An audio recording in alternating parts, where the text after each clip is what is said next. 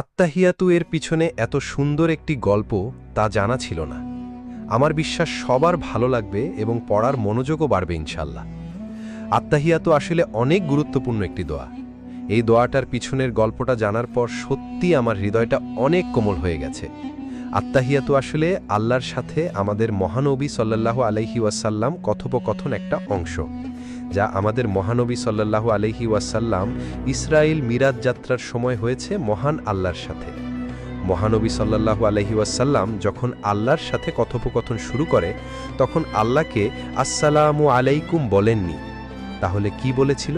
কারণ আমরা মহান আল্লাহকে বলতে পারবো না আল্লাহ আপনার উপর শান্তি নাজিল হোক, কারণ আল্লাহ নিজেই একমাত্র পৃথিবীর সকল শান্তির এবং রহমতের উৎপত্তিস্থল। মহানবী সাল্লাল্লাহু আলাইহি ওয়াসাল্লাম আল্লাহকে উদ্দেশ্য করে বলেছিলেন, আত্তাহিয়াতু লিল্লাহি ওয়াসসালাওয়াতু ওয়াত-তাইয়্যিবাতু, অর্থ যাবতীয় সম্মান, যাবতীয় উপাসনা ও যাবতীয় পবিত্র বিষয় আল্লাহর জন্য।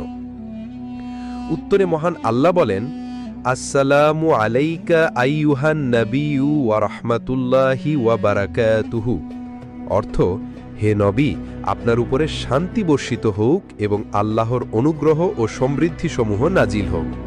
এতে মহানবী সাল্লাল্লাহু আলাইহি ওয়াসাল্লাম বলেন, আসসালামু আলাইনা ওয়া আলা ইবাদিল্লাহি সলিহিন, অর্থ আল্লাহর সমৃদ্ধি শান্তি বর্ষিত হোক আমাদের উপরে এবং আল্লাহর সৎকর্মশীল বান্দাগণের উপরে।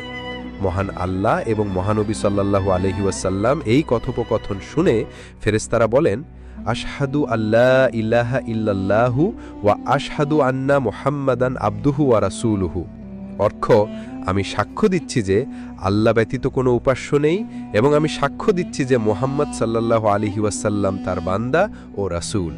সুবহানাল্লাহ। এখন আমি এবং আপনি আত্তাহিয়াতুর গুরুত্ব এবং পিছনের ইতিহাস জানতে পারলাম। এবার একটু চিন্তা করুন তো, এই লেখাটি যদি আপনার মাধ্যমে অন্যান্য মানুষেরাও জানে তাহলে তারাও এই দোয়ার গুরুত্ব বুঝতে পারবে।